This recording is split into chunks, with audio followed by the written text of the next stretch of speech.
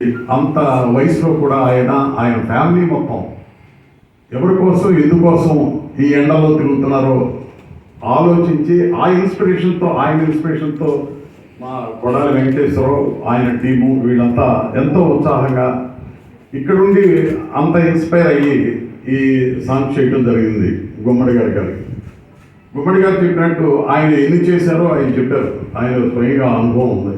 అలా ఇప్పుడు ఏదైనా మంచి చేయాలి, ప్రజలకు అందరికీ ఉపయోగపడాలి, ఈ దేశానికి యాక్చువల్గా దేశం కోసం కూడా ఆలోచించే మనిషి ఆయన. దేశానికి నాయకుడు అవ్వాల్సిన మనిషి ఆయనంతటికి ఆయన తగ్గించుకొని నా రాష్ట్రం చాలు అని మన కోసం ఇక్కడ ఉండిపోయిన మనిషి. లేకపోతే ఇప్పటికే ఆయన చాలాసార్లు ప్రధానిగా కూడా చేసేవాడు. ఆనెస్ట్గా చెప్తున్నాను, అనేక సందర్భాలు వచ్చినాయి, ఆయన చేతి దాకా వచ్చినాయి.